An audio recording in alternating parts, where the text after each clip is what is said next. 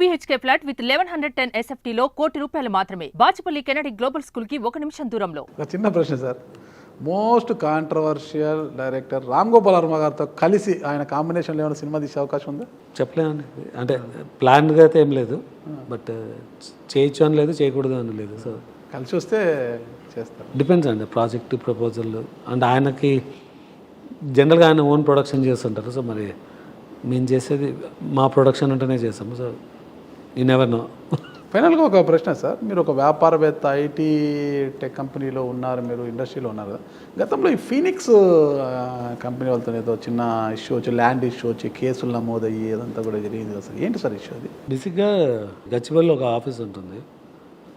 ఆ land owners నేను అంటే నా ఓన్ రియల్ ఎస్టేట్లో చాలా ఇన్వెస్ట్ చేస్తానండి, కాకపోతే నేను ట్రేడ్ చేయను.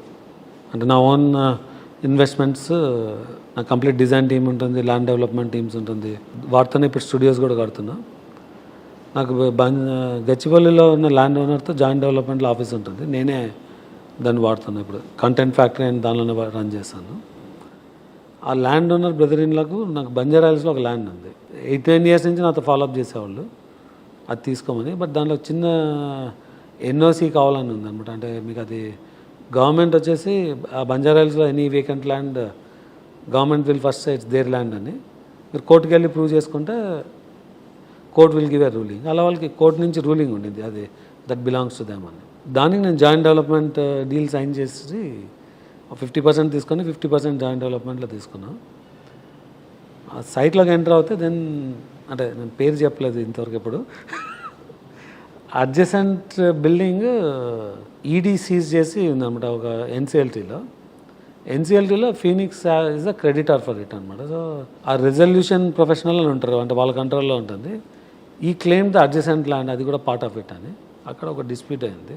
బట్ నేను ఐ టుక్ ఎ స్టాండ్, అంటే నేను కొన్న ల్యాండ్ నాదే అని. సో లీగల్ లింక్ డాక్యుమెంట్స్ అన్నీ నాకు ఫేవరబుల్గానే ఉందండి. అంటే అది 1950s నుంచి, అంటే నవాబ్ ఒక లోకల్ ఒక రాజా ఫ్యామిలీకి ఇచ్చి వాళ్ళ నుంచి ఇప్పుడు నేనైతే ఎవరితో తీసుకున్నానో వాళ్ళ father was the engineer who develop that layout అనమాట. సో ఆయన పేరు మీద వచ్చింది. ఆయన ల్యాండ్ సీలింగ్ యాక్ట్ వచ్చినప్పుడు దాన్ని ప్రొటెక్ట్ చేసుకోవడానికి వాళ్ళ విత్ ఇన్ ద ఫ్యామిలీ నలుగురికి ఇచ్చి మరి వాళ్ళతో రీపర్చేస్ చేసిన డాక్యుమెంట్స్ ఉన్నాయి. So as link we have a very strong documentation. నేను ఎందుకు దాన్ని లెట్ గో చేసుకోవాలని I took a strong stand. ఇప్పుడు అది ఏమైంది సార్, కేసు కోర్టులో ఉంది. అంత మించి ఎక్కువ మాట్లాడుకుంటున్నాం. అంటే కోర్టులో ఉంది, we have a good standing. న్యాయం జరుగుతుంది అని అనుకోవచ్చు. న్యాయం జరగాల్సిందండి. సార్ మీరు పొలిటికల్గా సంబంధం లేకపోయినా అడుగుతున్నాను. గతంలో ఏపీలో వైసీపీ ప్రభుత్వాన్ని చూశారు మీరు, ఇప్పుడు కూటమి ప్రభుత్వాన్ని చూస్తున్నారు మీరు. ఎలా ఉంది సార్ అంటే పరిపాలన గతానికి ఇప్పటికీ ఏపీలో? మీరు అడిగిన క్వశ్చన్ చాలా బ్రాడ్, కాంటాక్ట్స్ లేకుంటే దాన్ని ఆన్సర్ చేయడం కష్టము.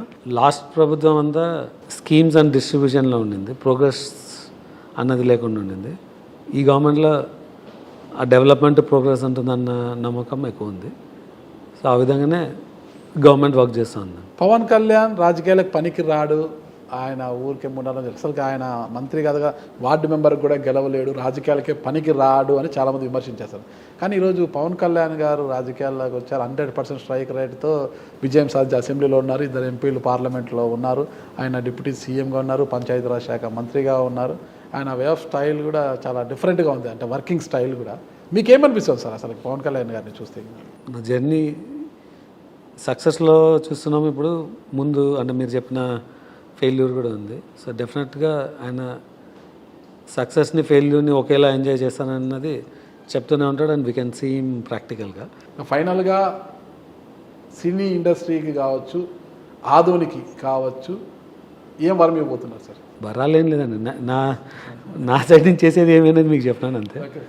సో అదనలో డెఫినెట్గా మా అమ్మగారి మీద ఒక అకాడమీ ఓపెన్ చేస్తున్నాను. సో అట్లీస్ట్ ఒక ఇయర్కి ఒక 500 people ఎంప్లాయ్మెంట్ అయితే చేయగలుగుతాను నేను.